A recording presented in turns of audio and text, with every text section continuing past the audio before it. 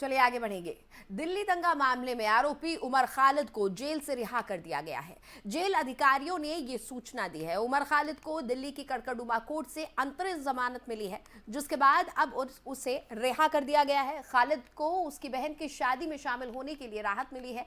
हालांकि एक हफ्ते बाद उमर खालिद को फिर से सरेंडर करना होगा। पिछले कई महीनों से जेल में बंद उमर खालिद ने कोर्ट से अपनी बहन की शादी के लिए रिहाई की गुहार लगाई थी, जिसके बाद कोर्ट ने उसे राहत देते हुए 23 दिसंबर से लेकर 30 दिसंबर तक के लिए अंतरिम जमानत देने का फैसला सुनाया।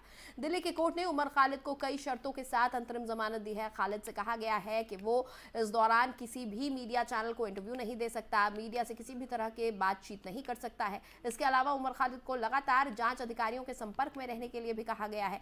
इन शर्तों का उल्लंघन करने पर अंतरिम जमानत तुरंत रद्द करने की बात कही गई है। राजधानी दिल्ली में फरवरी 2020 में सीएए विरोधी आंदोलन के दौरान हिंसा भड़क गई थी, जिसमें एक दिन बाद ही इस हिंसा ने दंगों का रूप ले लिया था। इस मामले में जो दंगे हुए थे, करीब 50 से ज्यादा लोगों की मौत हो गई थी और सैकड़ों लोग घायल हुए थे। दंगों के बाद मामले की जांच शुरू हुई और कई लोगों को इसके लिए गिरफ्तार किया गया था, जिनमें उमर खालिद का नाम भी शामिल था। उमर खालिद पर दंगों की साजिश रचने का आरोप है, जिसके चलते पिछले कई महीनों से वो जेल में है। इस मामले को लेकर उमर खालिद की जमानत याचिका कई बार खारिज हो चुकी है।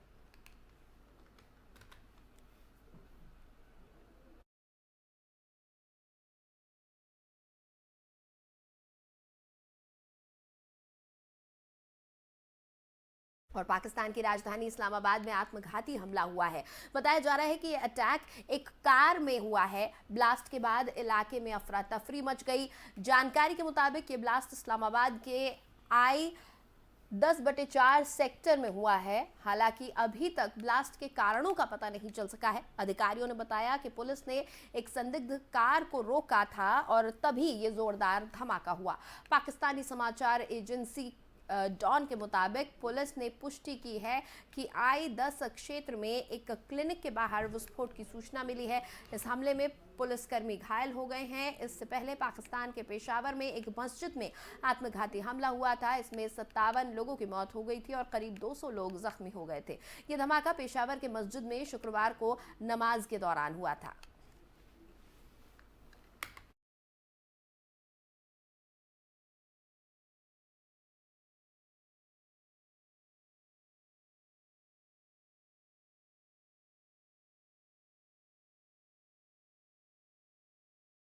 और चलिए अब बात करेंगे बिकनी किलर, द स्प्रिंट के नाम से मशहूर चर्चित सीरियल किलर चार्ल्स शोभराज की। दरअसल चार्ल्स शोभराज को नेपाल की काठमांडू जेल से रिहा कर दिया गया है।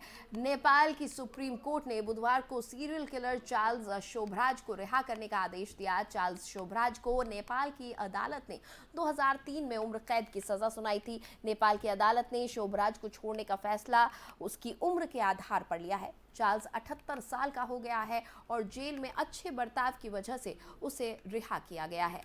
अदालत ने 15 दिन के अंदर उसे अपने देश वापस भेजने का भी फैसला सुनाया है। शोभराज पर 1970 के दशक में 15 से 20 हत्याओं का आरोप है। चार्ल्स शोभराज अक्सर विदेशी पर्यटकों को ही निशाना बनाता था। वो इन पर्यटकों से दोस्ती करके उन्हें ड्रग्स देता था और हत्या करके उनका सामान लूट लेता था। 90 के दशक में चार्ल्स भारत के तिहाड़ जेल में भी सजा काट चुका है।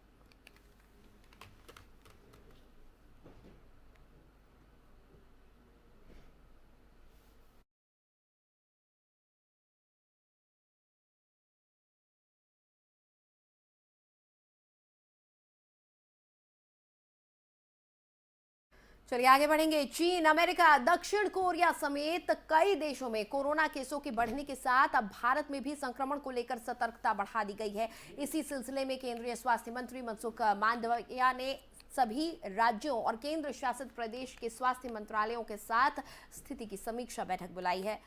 बैठक में स्वास्थ्य मंत्रालय न्यू ईयर और आगामी त्योहारी सीजन को ध्यान में रखते हुए कोरोना संबंधी नई एडवाइजरी जारी कर सकता है। एडवाइजरी में लोगों को अधिक एहतियात बरतने के लिए सचेत किया जा सकता है।